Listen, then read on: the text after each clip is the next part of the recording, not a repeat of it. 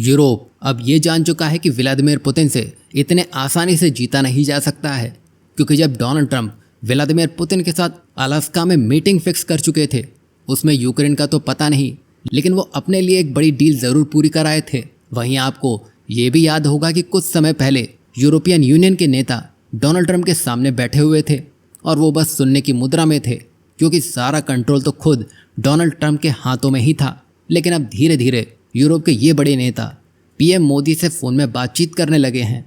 हो ये रहा है कि डोनाल्ड ट्रंप ने जिस तरह अपने स्टेटमेंट देना शुरू किया है और रूस के बदले भारत को टारगेट करना शुरू कर दिया है, उसके बाद तो ये यूरोपीय देश यूक्रेन से जुड़ी जितनी भी बातें हैं वो अमेरिका से छोड़कर पीएम मोदी से डायरेक्ट करने में लगे हैं। मतलब यहाँ यूरोप को अमेरिका पर से विश्वास उठता जा रहा है, क्योंकि यहाँ यूक्रेन के फायदे के लिए तो कुछ होता दिखाई नहीं दे रहा है। उल्टा अमेरिका अपना काम अच्छे से करवाने के लिए व्लादिमीर पुतिन से बातचीत कर रही हैं, ना कि यूक्रेन के लिए कोई बीच के लिए डील निकाल रहे हैं। अब यही सब देख के यूरोप समझ गया है कि अमेरिका से इस समस्या का समाधान होने से रहा, क्योंकि अमेरिका खुद हथियार बेच कर मोटा पैसा कमाने में लगा है। उसके लिए जंग रुके या ना रुके उसको फ़र्क नहीं पड़ेगा।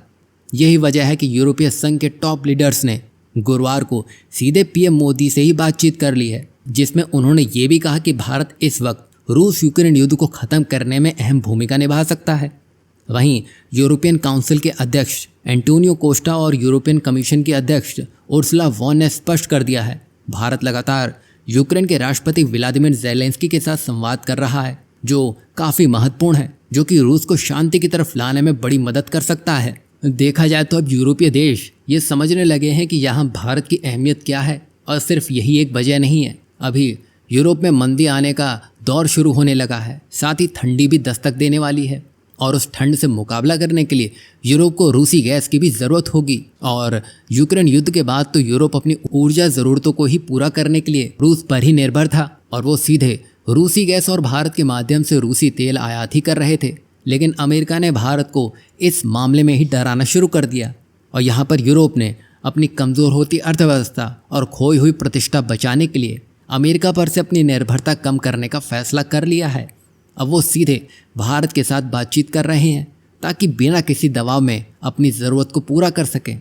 खास बात ये देखिए, ये कॉल ऐसे समय में हो रही है जब अमेरिका ने कुछ सामानों पर 25% टैरिफ लगा दिए हैं और 50 को लेकर गणेश शुरू भी बैठा दिया है। और इसी बीच विदेश मंत्री डॉक्टर एस जयशंकर ने यूक्रेन के विदेश मंत्री से बातचीत कर ली है और कहा है भारत जल्दी शांति स्थापित करने में मदद करेगा। ये जो अपडेट हैं वो सारी सोशल मीडिया पर भी लिखी जा रही हैं, जहां भारत की सक्रिय और भरोसेमंद भूमिका पर यूरोप विश्वास जता रहा है। साथ ही एससीओ समिट में जब पीएम मोदी और व्लादिमीर पुतिन की मुलाकात हुई थी, तब इस मुद्दे पर भी बातचीत हुई थी, जिसमें पीएम मोदी ने यूक्रेन में शांति के प्रयासों का स्वागत भी किया है। साथ ही एंटोनियो कोस्टा और उर्सुला वॉन ने बातचीत में कहा कि भारत का यूक्रेन के साथ लगातार संपर्क में रहना एक अहम कड़ी है। उन्होंने ये भी जोड़ा कि रूस को शांति की राह पर लाने में भारत बहुत मदद कर सकता है। साथ ही उन्होंने 2026 के EU इंडिया समिट में मिलकर रणनीति तय करने और इस साल के अंत तक FTA में ठोस प्रोग्रेस दिखाने की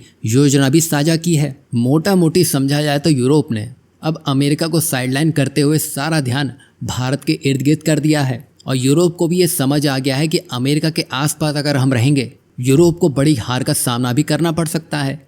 वहीं एंटोनियो कोस्टा और उर्सुला वॉन ने यह कहा कि हमें प्रधानमंत्री नरेंद्र मोदी से बात करके बहुत खुशी हुई है। भारत और यूरोपियन यूनियन ने द्विपक्षीय संबंधों में जो प्रोग्रेस दिखाई है और लंबे समय से जिस FTA के लिए बातचीत की जा रही थी, वो अब इस साल के अंत तक फाइनलाइज करने के लिए भी अपनी कमिटमेंट दिखा दी है। मतलब जिस तरह माहौल बन रहा है उसको देखकर तो यही लगता है कि अमेरिका से पहले यूरोपियन यूनियन के देश भारत के साथ ही FTA कर लेंगे।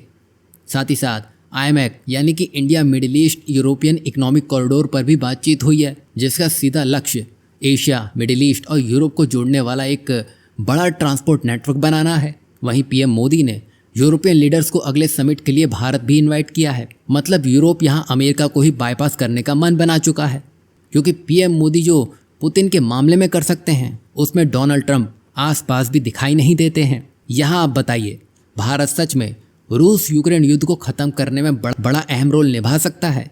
हाँ या ना में अपनी राय ज़रूर दीजिएगा। साथ ही अगर यूरोपियन यूनियन के साथ हम अमेरिका से पहले FTA कर लेते हैं तो क्या ये भारत के लिए बड़ी जीत कहलाएगी? इस पर अपनी राय ज़रूर दीजिएगा।